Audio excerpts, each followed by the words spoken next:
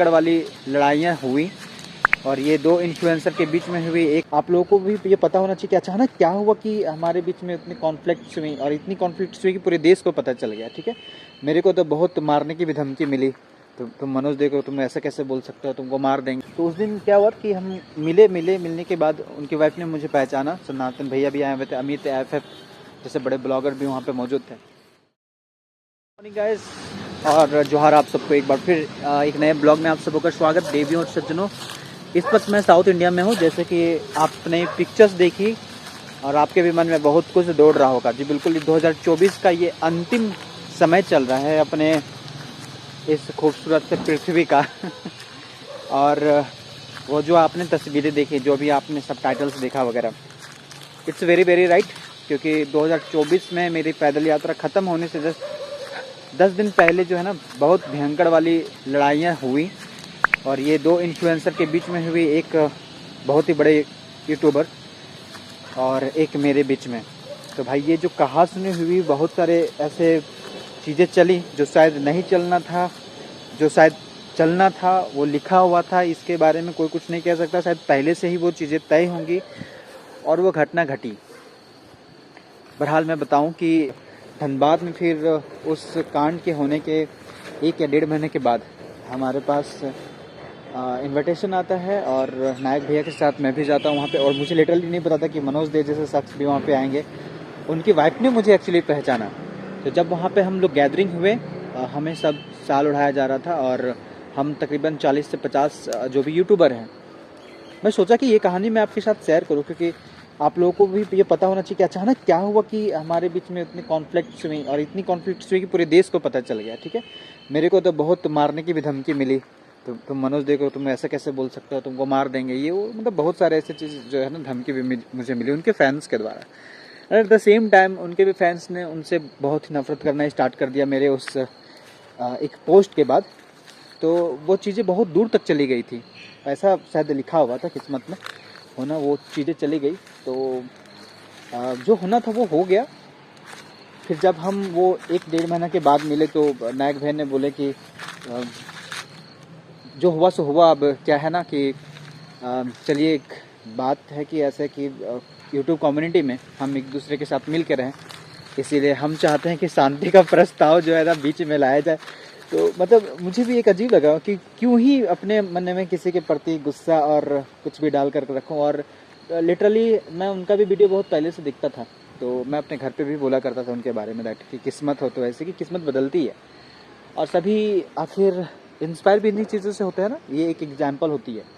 तो हम वहाँ पे मिले, ये स्टोरी मैं आपके साथ शेयर कर रहा हूँ ताकि पता चल के क्या हुआ आखिर कि इतनी लड़ाई फ्लाइंग आर्या वर्सेस मनोज दे। और उसके बाद फिर अचानक से ये फ़ोटो कुछ महीनों के बाद, स्पेशली पैदल यात्रा के ख़त्म होने के 1 महीने 1.5 महीने के बाद ये हमारे साथ घटना घटी। बट ये आज मैं पिक्चर्स डाला इंस्टाग्राम में, तो फिर मैंने सोचा कि एक यूट्यूब वीडियोज़ भी बना करके इसके बारे में डिटेल में बताऊँ। तो शांति प्रस्ताव हुआ। शांति प्रस्ताव में ये हुआ कि नहीं यूट्यूब कम्युनिटी के सभी दोनों हैं और हमें नहीं झगड़ना चाहिए, एक ही जगह से आते हैं, धनबाद बोकारो बहुत ज़्यादा दूर नहीं है।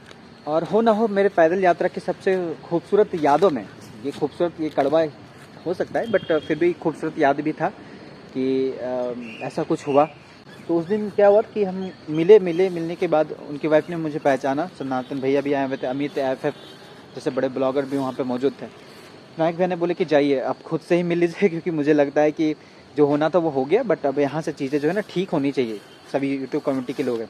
तो मैं वहाँ पे गया, हालचाल पूछा, तो भाई ने बोला अरे चलो ठीक है, जाने दो, जो हो गया सो हो गया। मनोज भाई ने, तो जो हो गया सो हो गया। अब क्या है ना कि आपको शुभकामनाएं देता हूँ कि आगे और भी आप अच्छा कीजिए और सब मिलजुल करके ही रहते हैं, ये से में दोनों के बेनिफिट है।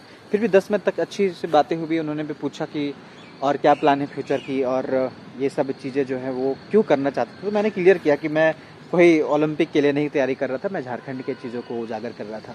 तो बाकायदा उन्होंने बोला कि हाँ कुछ मिसकंसेप्शन होती है कई बार जो है वो हम समझ नहीं पाते हैं। और तो लिटरली मैंने सोचा कि आप सबों को अवगत करवाऊँ कि नहीं, अब क्या है कि मेरे दिल में किसी के प्रति भी कोई नफरत नहीं, वो एक पार्ट था, शायद भगवान ने लिखा था ऐसा होना था, वो हुआ ताकि उनके सब्सक्राइबर तक या फिर कुछ भी हो कि ये पहुँचनी थी, जैसे भी हो वो पहुँच गई।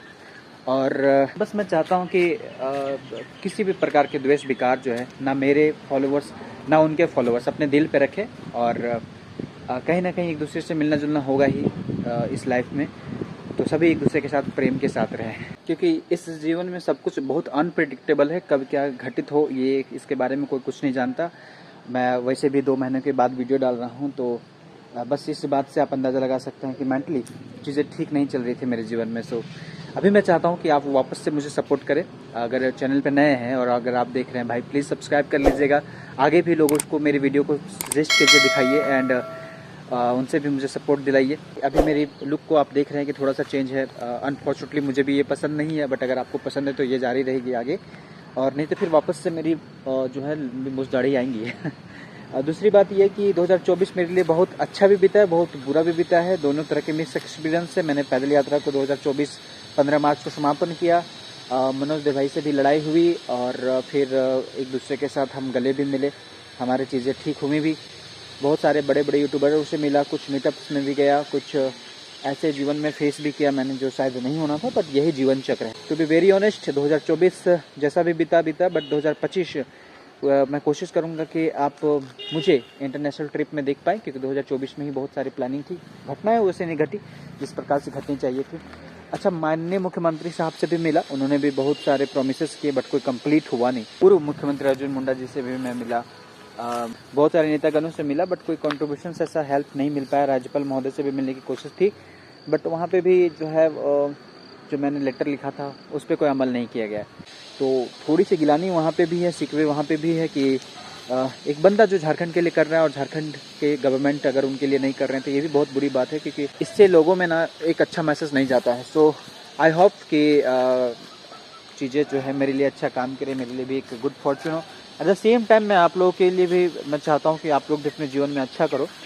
आप सबों का बहुत बहुत सपोर्ट मिला मेरे पैदल यात्रा में, उसके लिए मैं दिल से शुक्रगुजार हूँ। इसके साथ झारखंड पुलिस प्रशासन ने भी जो मेरी सेवा दी मुझे दी उन्होंने, उसके लिए भी मैं बहुत शुक्रगुजार हूँ। झारखंड के उन सभी तमाम धर्म और गाँव में बसे हुए लोग, चाहे मुझे जाति पाति से ऊपर हम उठ करके देखते हैं, तो चाहे मुझे जिस प्रकार से भी लोगों ने भी मुझे सेवाएं दी अपनी, जिस प्रकार से उन्होंने मेरे लिए इतना कुछ किया।